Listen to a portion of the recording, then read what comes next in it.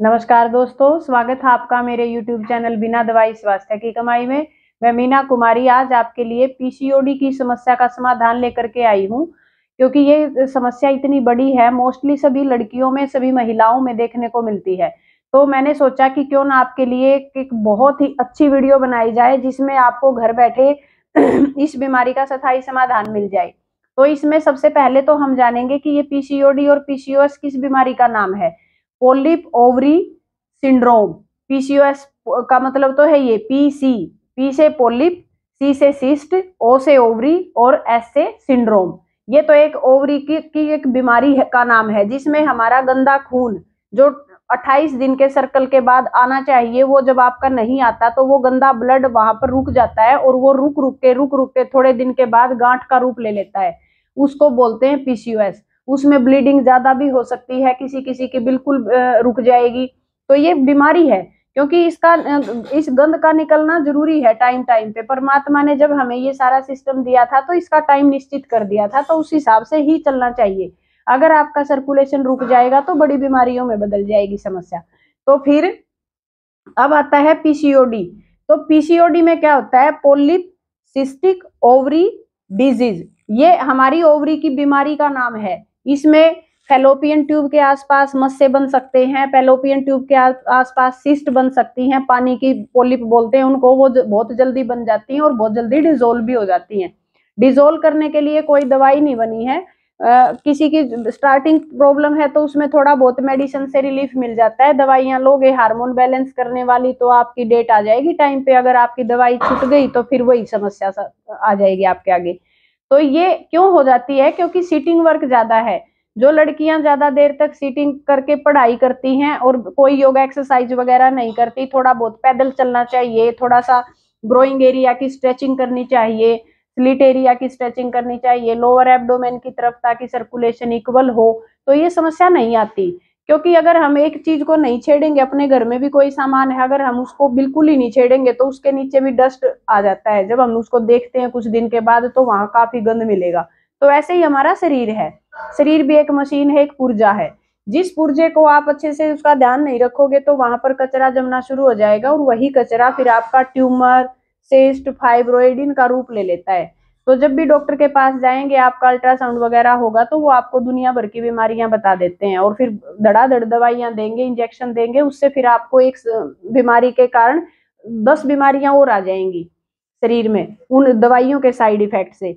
जो हम आपको बताएंगे ना, इसमें कोई भी साइड इफेक्ट नहीं है किसी भी चीज का। और जो भी मैं आपको टिप्स देती हूँ, उन टिप्स का घर बैठे हर बीमारी में स्थायी समाधान है, लेकिन उसके लिए आपको रेगुलरिटी बनानी होगी। अब कई कमेंट करके पूछते हैं, मैम कितने दिन करना है? भाई तुम्हारी बीमारी के अकॉर्डिंग है, कितने दिन में तुम ठीक होते हो। ये तो कोई, इसमें कोई मेडिसिन नहीं, कुछ नहीं। आप ऑफिस में बैठ के आराम से कर सकते हो, घर में कर सकते हो, किसी भी टाइम कर सकते हो। तो करते रहो, जब आपकी बीमारी चली जाएगी तो फिर छोड़ देना, और रेगुलर करो। चाहे हम कितनी भी महंगी गाड़ी ले लें या महंगा फोन ले लें, उसको भी हमें चार्ज तो करना पड़ता है। उसकी बैटरी फुल रखनी पड़ेगी, तभी वो पूरा दिन हमारा साथ देगा। ऐसे ही हमारा शरीर है, तो इसका भी ध्यान रखना होगा। तो अब मैं आपके लिए इस समस्या का समाधान लेकर के आई हूँ। सबसे पहले तो हम क्या करेंगे, कुछ एक्यूप्रेशर के पॉइंट सीखेंगे। हमारे हाथ और शरीर में, सभी जानते हैं, पूरा हाथ और पैरों के अंदर पूरा शरीर समाया हुआ है। बस उन चैनल्स का पता होना चाहिए कि कहाँ से कौन सा स्विच ऑन और ऑफ करना है। तो देखिए, आपको अपने लेफ्ट हैंड को ऐसे करना है, और वीडियो को अंत तक जरूर देखना, क्योंकि बहुत यूजफुल टिप्स मैं आपको दूंगी, और करते ही तुरंत आराम आएगा। ये देखिए, ऐसे लेफ्ट हैंड को यूं करेंगे, जहां पर आपकी मिडल फिंगर और रिंग फिंगर का जोड़ है, ये बीच में जॉइंट, ये बिल्कुल साथ साथ ये मैंने सर्कल लगाया हुआ है।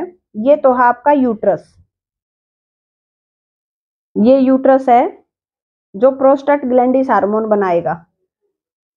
और ये जो हमारी मिडिल फिंगर है, मिडिल फिंगर को बीचों बीच, ये लास्ट वाली जो लाइन बनती है ना हमारी फिंगर की, इसके जस्ट बीच में और इस लाइन से टच, ये आपकी राइट ओवरी है जो एस्ट्रोजन हार्मोन बनाती है। ये आपकी लेफ्ट ओवरी है जो प्रोजेस्टेरोन हार्मोन बनाती है। तो जब ये हार्मोन आपके प्रॉपर बनेंगे तो आपकी ये समस्या होगी ही नहीं।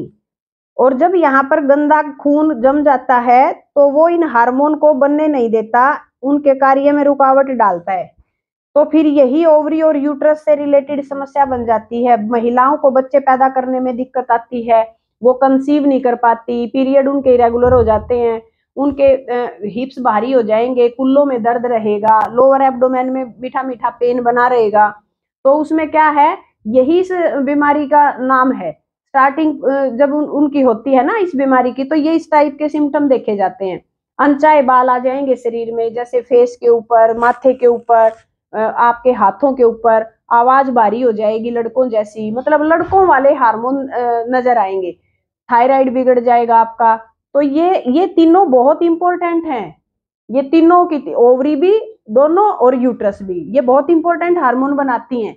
तो हमें इनका बड़ा ध्यान रखना चाहिए। और हमारा यूट्रस नाभि के नीचे लोकेट है, और ये हमारी लेफ्ट ओवरी है, और ये हमारी राइट ओवरी है। तो ये है तो पेट में इस साइड, लेकिन स्टिमुलेट होंगे यहां से।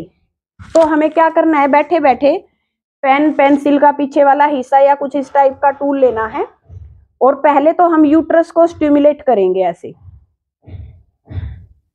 ये। और जब आप ये पॉइंट दबाएं तो उससे पहले 1 गिलास पानी पी लेना। ये बहुत यूजफुल बता दिया मैंने आपको। पानी पी के आप इन पॉइंट को दबाएंगे ना, तो अंदर से सारा कचरा पानी के साथ बाहर आ जाएगा, घोल देगा वो अंदर से ये। और फिर इस राइट ओवरी को दबा लीजिए 1-2 मिनट के लिए, और फिर इस लेफ्ट ओवरी को। और ये है आपका स्प्लीन का एरिया। कैसे समझेंगे इसको, ये फर्स्ट फिंगर है ना, फर्स्ट फिंगर को ऐसे लंबी लाइन लगाते हुए लेके आओ, यहाँ आके रुक गए।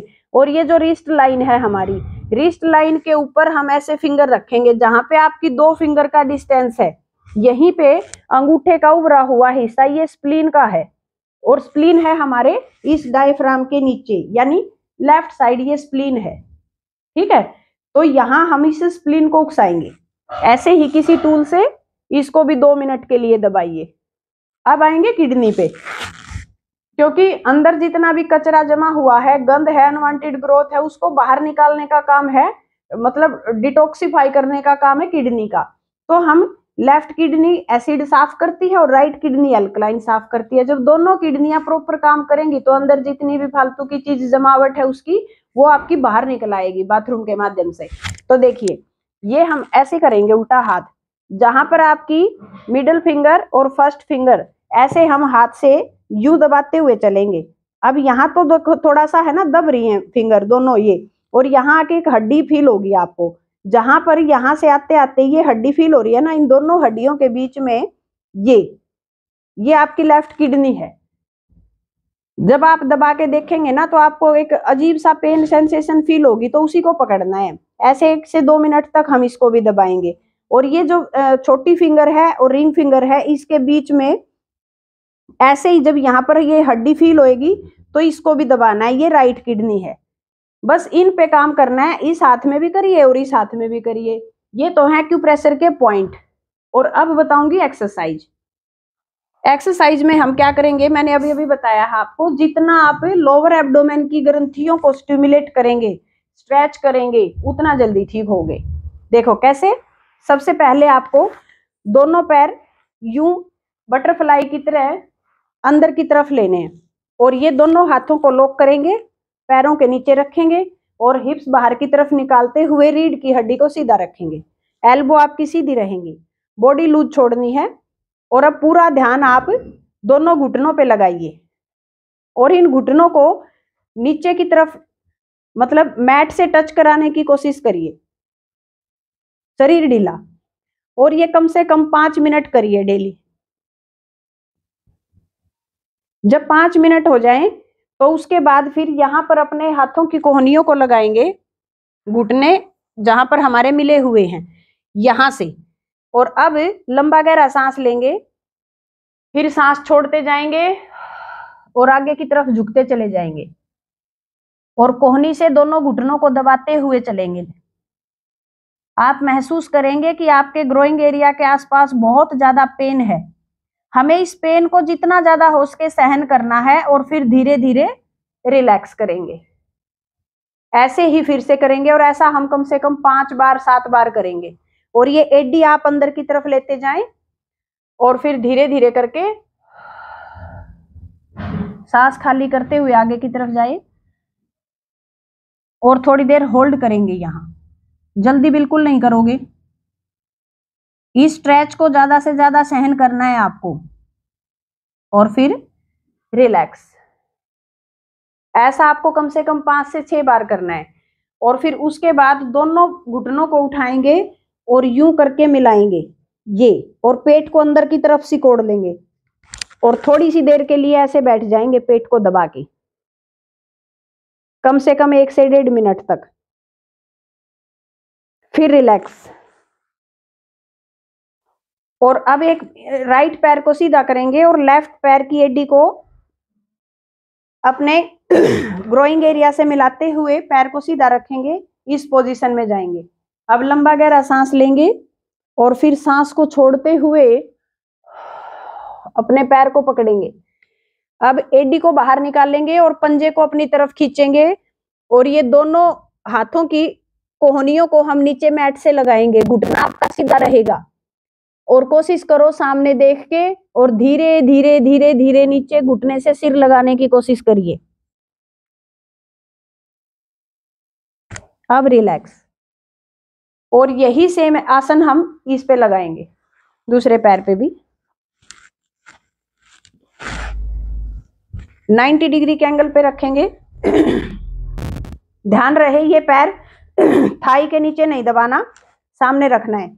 लंबा गहरा सांस लेते हुए फिर सांस को छोड़ते हुए आगे झुकेंगे, पंजे को अपनी तरफ खींचेंगे और एडी को बाहर निकालेंगे और फिर बॉडी को पूरा आगे की तरफ खींचते हुए दोनों हाथों की कोहनियों को यहां लगाएंगे और फिर धीरे धीरे सामने देखते हुए अपने माथे को नीचे घुटने से टच कराएंगे। फिर रिलैक्स। ये भी आप अपनी क्षमता के अनुसार कर सकते हैं, क्योंकि अभ्यास करोगे तभी आप का सिर नीचे लगेगा। अगर थोड़ा जाता है तो कोई दिक्कत नहीं है, धीरे धीरे धीरे धीरे जितना आपकी बॉडी अलाउ करे उतना करना, जबरदस्ती नहीं करोगे। देखो, क्योंकि जिसको दिक्कत होती है ना उसको पेन भी होता है, तो उस पेन को ही एक्सरसाइज से ही निकाला जा सकता है। तो आप उससे घबराना नहीं, डेली अभ्यास करो। और थोड़ा सा स्ट्रेचिंग का अगर पेन भी आ जाए 1-2 दिन 3 दिन, तो आप गर्म पानी की सिकाई भी कर लेना। नहाते टाइम थोड़ा तेज गर्म पानी डाल के देखो, यहाँ पर खिंचाव फील होगा ये इनर थाई पे, तो हमें उसको थोड़ा रिलैक्स कर लेना है गर्म पानी से, ऐसे करके या फिर ऐसे करके इनको थोड़ा सा मसल्स को रिलैक्स करवाएंगे। तो ये आप रेगुलर करिए और फिर जब नेक्स्ट टाइम आपका पीरियड टाइम होगा तो आप उसमें देखेंगे कितना चेंज नजर आएगा और बिल्कुल पेट भी आपका सॉफ्ट हो जाएगा और ये समस्या भी दूर हो जाएगी। खाने पीने में भी आप विशेष ध्यान रखिए। जो दोपहर बाद लस्सी और दही का सेवन करते हैं उन्हीं को ये दिक्कत आती है ज्यादा। पैक्ड फूड नहीं खाना, बेकरी की चीज नहीं खानी, ज्यादा कार्ब्स नहीं लेना आपको, प्रोटीन ज्यादा खा सकते हैं आप, और फ्रूट लें, सलाद लें सीजनल सारा, पानी की मात्रा बढ़ाएं। और ये जो तामसिक खाना है बाहर का, स्टॉल का, बर्गर पिज्जे वगैरह, ये मत खाएं। इतना सा ध्यान रखें, आपकी समस्या का स्थायी समाधान हो जाएगा। कोई दवाई लेने की जरूरत नहीं है। आप सभी जानते हैं कि हार्मोन की जितनी भी टैबलेट हैं बहुत हार्मफुल होती हैं वो, और उनसे कोई स्थायी समाधान नहीं होता। तो ये चीजें नेचुरल हैं, आपको थोड़ी सी मेहनत करनी पड़ेगी। अपने कीमती समय में से 10 मिनट अपने शरीर के लिए जरूर निकालें। आशा करती हूँ आपको ये जानकारी बहुत अच्छी लगी होगी। अगर ये वीडियो आपकी हेल्प करती हैं तो आप अपनी इन वीडियो को अपने तक सीमित ना रखें, आगे से आगे शेयर भी करें और हमारे चैनल को सब्सक्राइब जरूर करें। Thank you.